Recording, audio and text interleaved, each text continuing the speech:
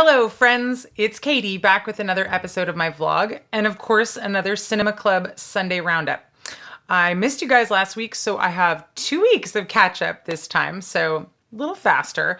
A week before the one I missed, we actually spent the whole week doing a little mini study of the thriller genre. You guys know my kids are big horror heads, and we kind of started talking about what is the difference between a thriller and a horror. And we decided to watch some pretty big name thrillers as well as maybe some that you haven't heard of, just to kind of touch on the genre and flesh it out a little bit. I will say one of the determinations that the kids came up with when we kind of looked at the definition of a thriller and looked at the definition of a horror and talked about which movies might fit into which category, Henry came up with a pretty succinct way to decide if a movie is a horror or a thriller. And that is, he said, if the monster is a person, it's usually a thriller. And if the monster is an actual monster or alien or undead thing or whatever, then it's a horror. So that said, what thrillers did we watch? We watched Nightcrawler from 2014, directed by Dan Gilroy and starring Jake Gyllenhaal as a news stringer. These are guys who are independent photo and video journalists who basically they're kind of like ambulance chasers, but for the news instead of for legal purposes. They crawl around the streets at night, listening to the police scanner, basically trying to be the first on the scene when there's some type of dramatic, newsworthy story. And they collect the footage and then sell it to the TV station to use in the news. So this film is great. It's a really effective thriller. Jake Gyllenhaal is fantastic as this totally creepy anti-hero character. And it is an incredible critique of contemporary media practices and what stories get chosen to be put on the news and how those stories get framed and talked about and how the news distorts our view of reality as consumers of that news. So, super great theme for a movie and extremely effective narrative storytelling and actual visual storytelling. Most of the film is shot at night, and usually films that are shot at night are pretty dark and pretty hard to see, but the camera work in this film is a real standout, as well as, like I said, the story and the acting. So we all thoroughly enjoyed Nightcrawler, totally recommended. I recommended it to my mom, but she hasn't watched it yet. So if you're watching this, Mom, get on it. Then we stepped back in time for probably the biggest, most successful thriller in all of cinema history, which is The Silence of the Lambs from 1991, of course, directed by Jonathan Demme. A lot of people like to go back and forth on this one of, is it horror or is it thriller? A lot of horror heads like to say it's horror because then they can say it's the only horror film that's ever won the Best Picture Academy Award. I'm going to have to stick in the camp that it is a thriller, even though it's totally horrifying. Both of its antagonists, wow, a movie with two separate, very scary antagonists, both Hannibal Lecter and Buffalo Bill are just people, even though they are very, very scary people. They're not supernatural monsters. So I'm going to stick with this is, you can go psychological horror or just straight thriller for this one. Of course, Jodie Foster is incredible in this. Anthony Hopkins is incredible in this.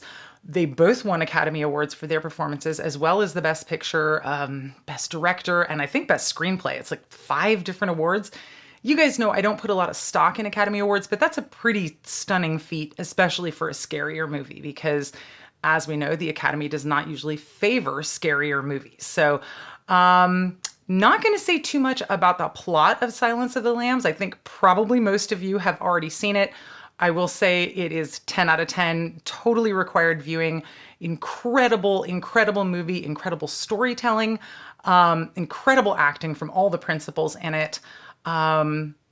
Gorgeously shot. I mean, it's just an incredible piece. So briefly, a young FBI agent has to solve a ongoing serial killer case and utilizes trying to interview and do a psychological profile of like the worst captured criminal, Hannibal the Cannibal Lecter, to try and catch this other guy. So if you haven't seen Silence of the Lambs, definitely see that one.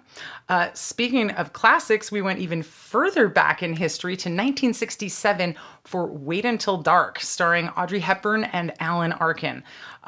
This one's really fun. Audrey Hepburn plays a blind woman who is newly blind. She hasn't been blind her whole life, and she's kind of figuring out how to be a blind woman. And she gets targeted by some thieves who are after something that is in her apartment.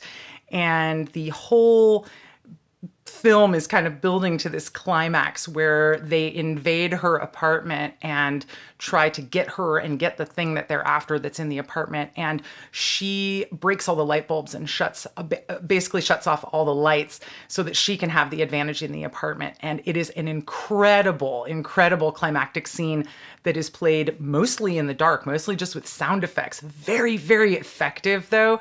And Alan Arkin as the lead bad guy in this is very creepy and effective as well. So Wait Until Dark, totally recommended. Everybody here loved it. We also watched two Coen Brothers movies. We went for their very first movie, Blood Simple, from 1984, which is starring Frances McDormand, like so many of their films are. It's actually her first film as well, and Dan Hedaya. It's a like neo-noir crime thriller about a love affair and a murder plot and a detective. And as usual, I don't want to say any spoilers, so we'll go with the pretty thin plot outline on that one. But Blood Simple is an incredible movie, incredibly well shot. It's really interesting. A lot of people didn't see it when it first came out, and then, the Coen brothers kind of blew up and made their careers happen, and then they re-released the film later on. So I think I myself and most people saw Blood Simple way after we had already seen a lot of their other later movies. So it's really interesting to be able to go back and watch Blood Simple, having already seen some of their other work, and see it as this kind of foundational sort of seed of a piece, and think about how they've grown over their writing and directorial careers. It's pretty cool. And then the other one that we watched alongside of Blood Simple was No Country for Old Men from 2007, also highly awarded at the Academy Awards. That is, of course, the neo-Western crime thriller where you have Josh Brolin and Javier Bardem and I'm blanking out. Tommy Lee Jones are the principals in that one. Josh Brolin's character comes across a crime scene in the desert, like a drug deal gone bad, and he finds a bunch of money and takes it. And then Javier Bardem is the hitman who is supposed to be bringing the money back to somebody. And he is so scary in his role as Chigurh, the hitman. He's walking around with the I can't remember what it's called, but it's like a bolt gun for killing livestock. He is terrifying. He is one of the scariest antagonists I think I've ever seen in a movie. And part of the reason why he's so terrifying is because the Coens, it's a very violent film, but they don't roll around in it and relish in the violent aspects of it. It's just very matter of fact. It's like Chigurh comes in, kills somebody. That's it. On to the next thing. And there's no heart in it. There's no emotion in it for him. He's this stone cold killer. And he's very, very effectively scary in this role. Again, don't want to say spoilers, so I won't go into what happens later in the film. But if you enjoy thrillers, and if you enjoy thrillers with a real nasty bad guy, definitely see No Country for Old Men. Like I said, it's very violent, but the violence serves a purpose in the film. It's also darkly funny, like so many of their films are. So a really great one to watch. Let's see. Oh, and then we watched, I wanted to bring something else contemporary in, so we watched The Killing of a Sacred Deer from 2017, directed by Yorgos Lanthimos. This one's kind of weird and pretty interesting, starring Colin Farrell and Nicole Kidman. Colin Farrell is like a surgeon, and he befriends this young man, and it's not really apparent at the beginning why they have a friendship, and it's maybe even a little creepy or possibly inappropriate. And he brings this young man home to meet his family, and then things just go horrendously sideways from there. Again, not going to say what happens, but it's very effectively creepy. Lanthimos has this directorial style where he is having the actors deliver their lines in a very kind of stilted way. It feels almost forced and pretty awkward, but it works really, really well for the tone of the film and just the awkwardness of the film in general. It feels like he spends a lot of his time just trying to make you feel awkward, which is great for what the film is about. So check that one out if you're interested in a more contemporary thriller. That said, whew, that was a lot of thrillers. In the most recent week of movie recaps, we managed to go out to the theater again. Yay! 3 more times this last week, including finally our return to our beloved Academy Theater here in Portland. We got to go see Carnival of Souls from 1962, written and directed by Herc Harvey. This is an incredible, stylish black and white horror movie. Really feels like a German expressionist film almost in the way that it's shot. I also noted that Roger Ebert said it feels like a lost episode of The Twilight Zone, which I think is a really, really apt description of this film. And if you are a fan of The Twilight Zone, you would love Carnival of Souls. Briefly, it's about a young woman whose life is disrupted by an auto accident, and then she moves for work, and she's having trouble fitting in the new place where she's living. And there's also a like abandoned carnival, like an abandoned theme park that she feels mysteriously drawn to. And there is this sort of ghoulish, white-faced man character who she keeps seeing, like he's stalking her around town. And no one else can apparently see this guy. Very creepy, very, very effective. Really fun story, but mostly just the stylishness of it, the way that it's stylized, the way that it's filmed. There are some scenes where she's almost in this dreamlike state, and the director really captures that well. And it really makes you feel kind of, like thrown off balance. And it just has a very cool tone to it. So Carnival of Souls, I had never heard of this one before, which actually surprised me because I mean, I don't know everything, but like I've heard of a lot of movies. So it was surprising to me that the Academy came up with one that I had just never heard of before. And boy, I am so, so glad that we went and saw it. And I will say, when we walked back into the Academy, Jimmy breathed this like amazing sigh of relief. And I said, "What?" And he said, "We're back at the Academy." And I was like, "Yeah, buddy, it's pretty cool, huh?" And he was like, "It's been fun going to the Hollywood and Cinemagic and these other theaters, but like the Academy is our theater." So it really felt like home, and like we were finally able to come back after a year and a half. So excellent. I'm so excited to see more movies there. I know they're playing Raiders of the Lost Ark and Wizard of Oz this week. So we're at least seeing one of them, if not both of those this week coming up. Yeah. Oh, my favorite theater. Also, we went back to the Hollywood Theater twice this week. We went and saw The Mystery of Chessboxing, the classic kung fu movie from 1979, which, if you're a Wu-Tang fan, you'll recognize the title. And I'll tell you that the main bad guy in this movie is called the Ghostface Killer. So there you go, Wu-Tang fans. This is a really fun kung fu movie. It takes the form of most kung fu movies, with a young man who wants to avenge his father's death and learn some good kung fu so he can go get the Ghostface Killer. Most of the film is kind of his training montage sequences and battles with other people along the way before he finally meets up with the Ghostface Killer in the final battle sequence, which is a really cool final battle sequence. And Ghostface Killer is a pretty great bad guy for this film. He's a classic kung fu movie bad guy. and he's just fantastic. So if you're a fan of kung fu movies and you've never seen Mystery of Chessboxing, highly recommended. If you're a Wu-Tang fan and you've never seen it, I'm also recommend it because it's great. We had a ton of fun seeing it. We also went back to the Hollywood Theater yesterday to see The Castle of Cagliostro, which I think I just reviewed like 3 weeks ago on this vlog, maybe 4 weeks ago. It was pretty funny that it came up over there, but I said to the guys, hey, I know we just saw this movie, but do you want to go see it at the Hollywood? And they were like, of course we do. Are you kidding me? On the big screen? And of course, it's greatly improved by being able to watch it on the big screen. I'm not going to talk about the movie here, though. I want to say I am extremely proud of Sean. We came into the movie theater and we didn't realize the Hollywood is a split level movie theater. And normally we go see films in Theater 1, the big theater. And we walked in for Castle Cagliostro and it was in the upstairs theater. And they do not have an elevator or any type of disabled access for the upstairs theater. What they have is a staircase and then a very steep curving ramp to get upstairs.